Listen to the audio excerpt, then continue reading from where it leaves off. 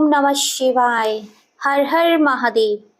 क्या राधे राधे बोलने से मनुष्य के सारे पाप नष्ट हो जाते हैं? प्रिय दोस्तों, एक बार एक संत एक नगर में आए। उनके पास उस नगर के एक सेठ आया और कहने लगा, महाराज, मेरा पुत्र भगवान का नाम नहीं लेता। मुझे फिक्र रहती है उसका परलोक कैसे सुधरेगा। सेठ संत को अपने घर पर आमंत्रित करता है। सेठ अपने पुत्र को संत से मिलवाता है और संत उसके पुत्र को बार बार राधे राधे बोलने के लिए कहते हैं, लेकिन वह बार बार यही कहता है, मैं क्यों बोलूं, मैं क्यों बोलूं। लेकिन गलती से एक बार वह गुस्से में कहता है, मैं क्यों बोलूं राधे राधे। संत यह सुनकर प्रसन्न हुए और कहने लगे कि मृत्यु के पश्चात जब तुम यमलोक तुम्हें लेकर जाएंगे तो यमराज तुमसे पूछेंगे कि तुमने कोई पुण्य किया है, तो तुम कह देना कि मुझे राधे राधे नाम एक बार बोलने की महिमा बता दो। मैंने एक बार राधे राधे का नाम लिया था, उसका पुण्य मुझे दे दो। अपनी आयु भोग कर जब वह परलोक गया तो यमराज ने उससे पूछा, हे पुत्र, तुमने कोई पुण्य किया है? वह कहने लगा, मैंने राधे राधे का नाम एक बार लिया था, आप मुझे उसका पुण्य दे दो।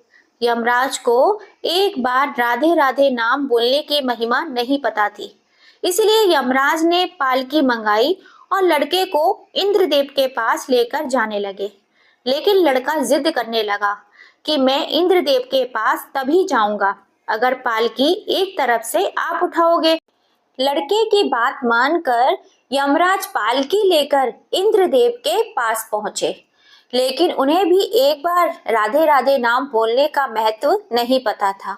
इसलिए इंद्रदेव कहने लगे, ब्रह्मदेव के पास चलते हैं। लड़का जिद करने लगा कि पालकी को दूसरी तरफ से इंद्रदेव पकड़ें और एक तरफ से यमराज, तो ही मैं चलूंगा। इंद्रदेव ने उस पालकी को पकड़ा और ब्रह्मदेव के पास पहुंचे।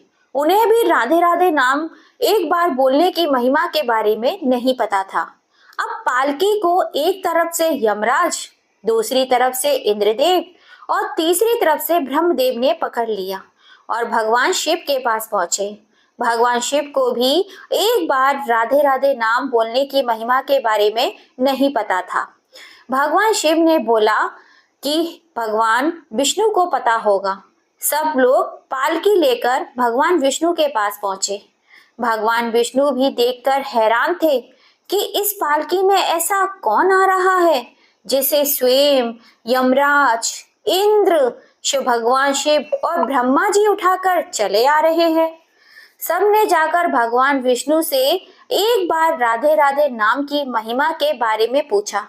भगवान विष्णु कहने लगे कि राधे राधे नाम की महिमा यह है कि देखो, जिसकी पालकी एक तरफ से स्वयं यमराज उठा रहे हैं तो दूसरी तरफ से इंद्रदेव और तीसरी ओर से ब्रह्मा जी और चौथी ओर से देवाधिदेव भगवान शिव उठाकर ला रहे हैं, उसे अब भगवान विष्णु की गोद में बैठने का सौभाग्य प्राप्त होगा। और उसने एक बार राधे राधे बोलकर मोक्ष प्राप्त कर लिया।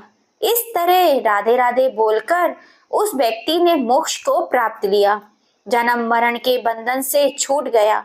ऐसी महिमा है राधा रानी के नाम की। प्रेम से बोलो जय श्री राधे, राधे राधे। बोलो श्री कृष्ण भगवान की जय, बोलो राधा रानी की जय। दोस्तों, श्री कृष्ण कहते हैं, किसी के मुख से रा शब्द सुनते ही मैं उसे भक्ति प्रदान करता हूँ और धा शब्द सुनते ही राधा रानी का नाम सुनने की लालसा में मैं उसके पीछे पीछे चले जाता हूँ।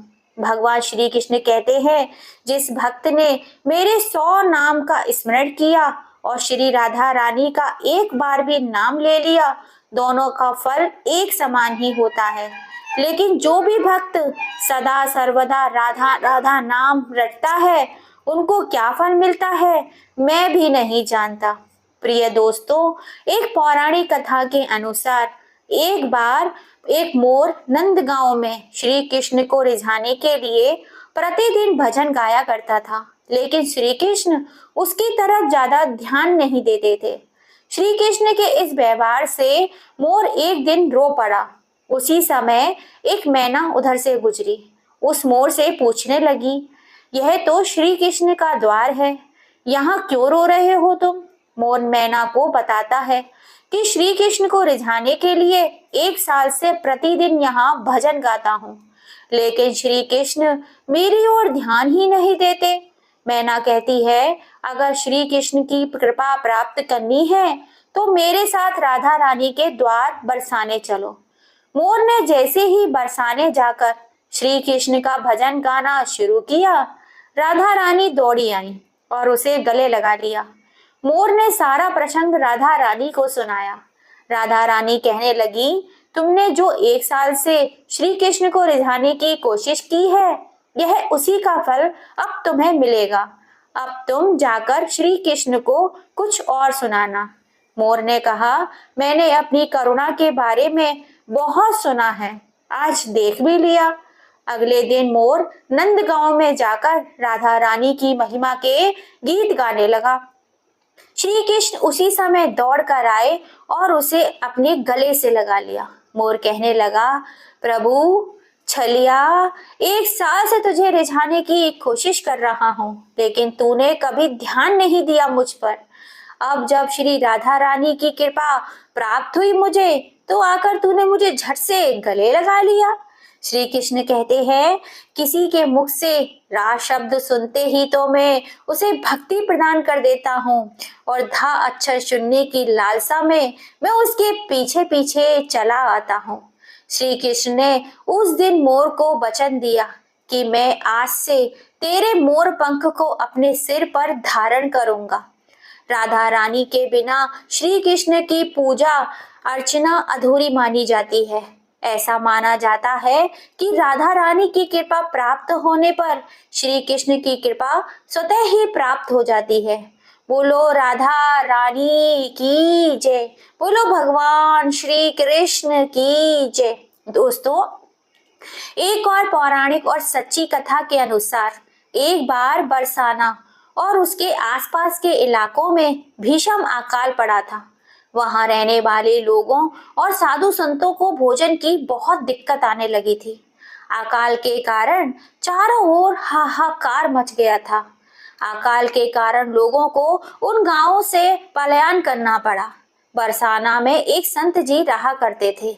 उन्हें भिक्षा में जो भी कुछ मिलता उसे वो पहले राधा रानी को भोग लगाकर फिर ही स्वयं भोजन ग्रहण करा करते थे। अकाल के कारण भिक्षा मिलना भी अब उन्हें बंद हो गया था। उनकी कोठरी में पड़ा सामान भी अब समाप्त हो चुका था। उनकी करुणा पुकार सुनकर एक सुंदर सी ब्रज कन्या वहां आई और पूछने लगी, बाबा कहाँ जा रहे हो? संत ने उदास स्वर में कहा, बेटी यहाँ पर अकाल के कारण कोई भिक्षा भी नहीं दे रहा, इसलिए इस पेट की भूख शांत करने के लिए यहाँ से दूर जा रहा हूँ।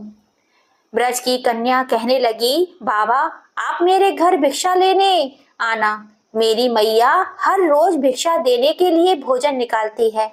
संत जी कहने लगे, पुत्री मैं नहीं जानता कि तुम्हारा घर कहाँ है। ब्रज कन्या बोली, बाबा मैं वैद्य श्रीधर की पुत्री राधा हूँ, आप वहां आकर कहना जो आले में भोजन पड़ा है वह मुझे भिक्षा में दे दो। संत जी ब्रज कन्या के बताए पते पर वैद्य जी के घर पहुंचकर भिक्षा के लिए आवाज लगाए।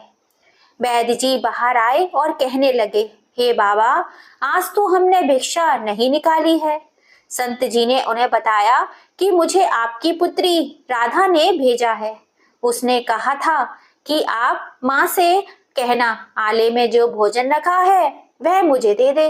वैद्य जी ने आश्चर्य से संत जी को बताया कि मेरी पुत्री राधा की मृत्यु तो कई साल पहले हो चुकी है।